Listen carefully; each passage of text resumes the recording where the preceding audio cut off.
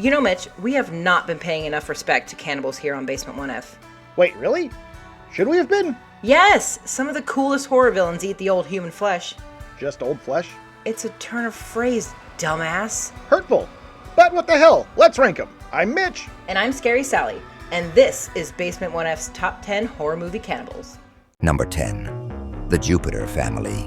The Hills Have Eyes. 1977.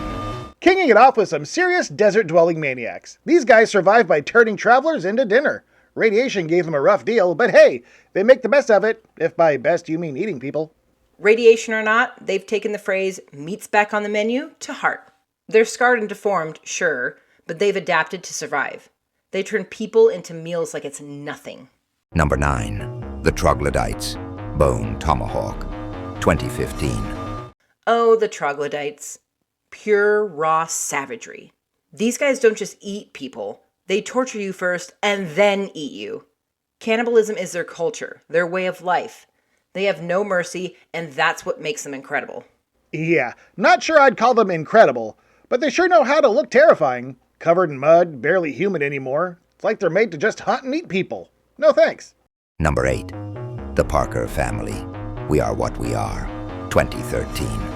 The Parker family doesn't look like your typical cannibals. They live in a quiet town, have normal jobs, but behind closed doors, they follow an ancient ritual of cannibalism passed down from their ancestors. Talk about family traditions. That's the best part! They've turned eating human flesh into this creepy religious experience.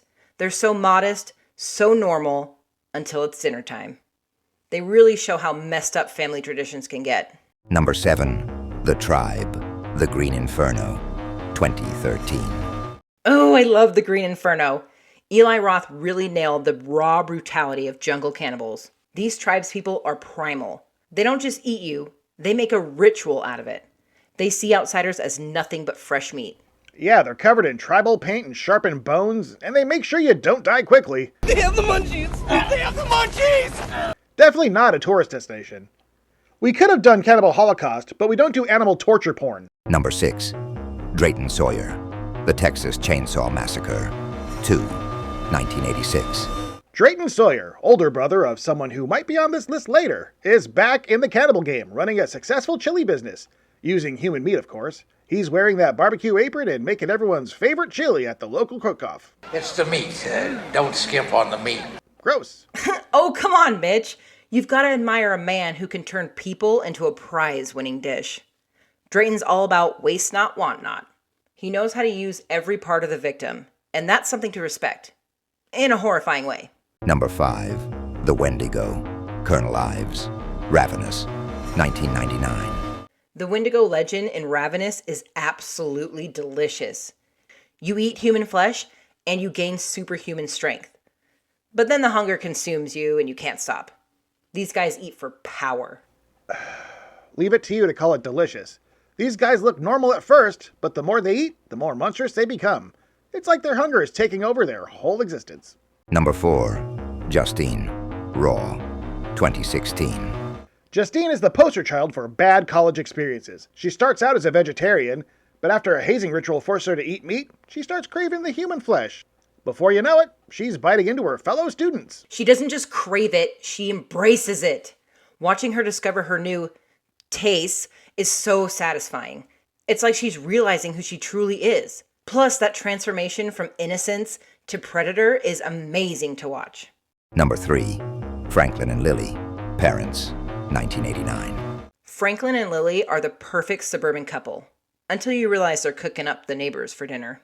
They look like they walked out of a 1950 magazine, but they've got a freezer full of human leftovers. I love it! It's like this twisted take on the American dream. You've got the perfect house, the perfect family, and they're all secretly cannibals. It's the creepiness of how normal they all look that really gets to you. Except for Randy Quaid. That guy's creepier than a priest at a porn store. Number 2. Leatherface. The Texas Chainsaw Massacre. 1974. Leatherface, the butcher who puts the massacre in Texas Chainsaw Massacre. He doesn't just kill his victims, he processes them into meals for the whole family. He's a one-man slaughterhouse. And that skin mask, it's iconic. Leatherface is the ultimate symbol of cannibal horror. You can almost smell the blood and sweat just looking at him. He's the blueprint for the cannibal slasher. Number 1. Hannibal Lecter. The Silence of the Lambs, 1991. Ah, Hannibal Lecter, the absolute king of cannibals. He doesn't just eat people, he turns it into an art form. He's elegant, charming, and can discuss your murder over a glass of Chianti.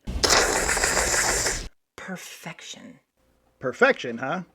Hannibal's terrifying because he looks so normal. He's a well-dressed guy who just happens to enjoy human liver with some fava beans. And he's smart enough to make you forget how dangerous he is, until it's too late. That's our top 10 cannibals, folks. Whether it's a family tradition, a jungle ritual, or just fine dining experience, these characters really know how to keep it fresh. And between the lot of them, it's going to be one tasty meal. If you love today's countdown, make sure to check out basement1f.com for all the latest content. And don't forget, you can support the show on Patreon for exclusive behind-the-scenes footage, outtakes, and more. And for those of you who want to see more of this chaos, Patreon's the place to be. Get early access to episodes and help keep the show going strong. So head over to basement1f.com and hit up our Patreon. We've got a lot more horror where that came from. For Scary Sally, I'm Mitch, and thank you for watching Basement 1F. See ya!